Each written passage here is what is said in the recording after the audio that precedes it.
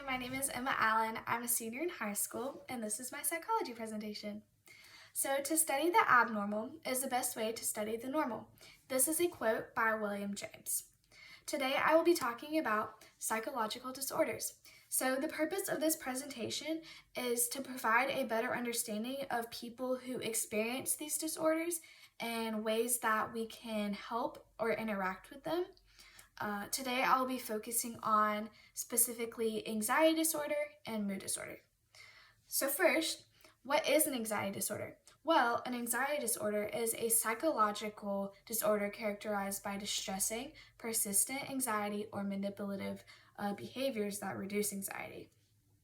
Next, a mood disorder are psychological disorders characterized by emotional extremes. So first, I will be going into detail on what anxiety disorders are and all of that. So anxiety disorder is common in all ages, adults, children, whatever.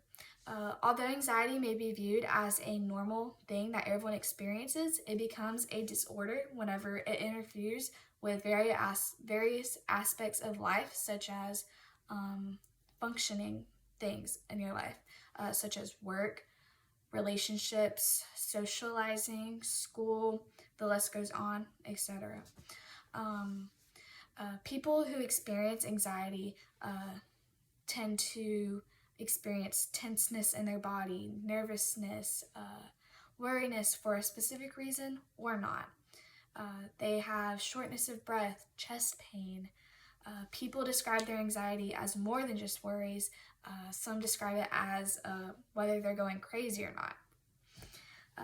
Anxiety disorder is a disorder of uncertainty. It has been known for a long time that anxiety is often associated with increase of plasma, cathephylamine in the blood, and the infusion of epinephrines could cause anxiety in humans. Antidepressants are the first-line medication in the treatment of anxiety disorders.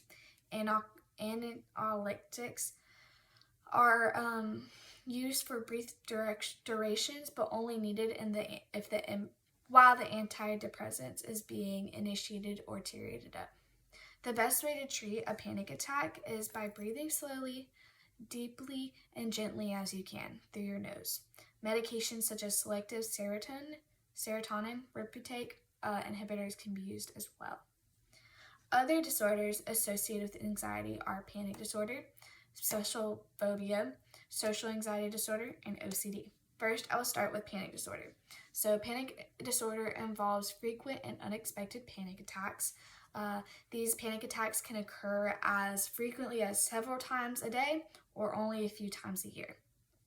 Next is a specific phobia, which is a strong irrational fear of something that poses little or no actual danger. These are many specific phobias, such as fear of heights. Agoraphobia is the fear of public places, and claustrophobia is the fear of enclosed places. Other common phobias include tunnels, driving, water, flying, blood, separation, etc. The list goes on. With OCD, which is obsessive compulsive disorder, means a person can have a repeated upsetting thoughts or obsessions. They do the same thing over and over again, attempting to make the thoughts go away. These repeated actions are called compulsives. Next, I'll be talking about social anxiety disorder, which is an overwhelming ongoing fear of being watched or judged in public. That is so great that these are beyond their control. This fear may even get in the way of going to work, school, or performing every other day tasks. Next, I will briefly be talking about mood disorders.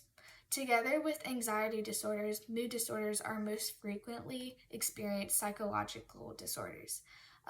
There is a high co-occurrence involving anxiety and mood disorders. About half of all depressed people all experience an anxiety disorder. One mood disorder I will be focusing on is depression. Depression is widespread. Compared to men, women are most likely to experience major depression. So what does being depressed mean? Well, people trapped in a depressed mood are inactive and feel unmotivated. They are sensitive to negative happenings, more often recall negative information, and expect negative outcomes. When the mood lifts, these behavioral and cognitive occupants disappear. Nearly half the time, people also exhibit symptoms of other disorders such as anxiety and major substance abuse. Therapy tends to speed up the recovery. However, some people, get over depression without even doing anything. They just, without getting professional help, I mean. By using modern technology, researchers are also gaining insight on the brain of a depressed mind.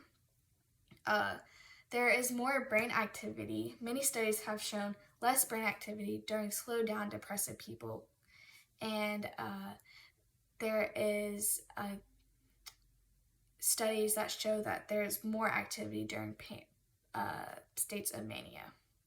On a more serious note, many depressed people consider suicide as a way to escape from the unhappiness of their lives.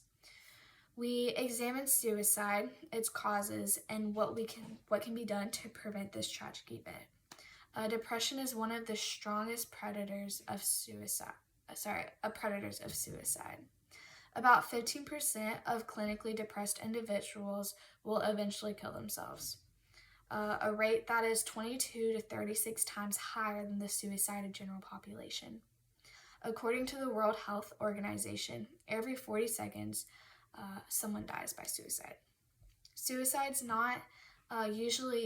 not usually occur whenever depression is at the highest. It's usually when a person is getting over depression, which was very surprising to me.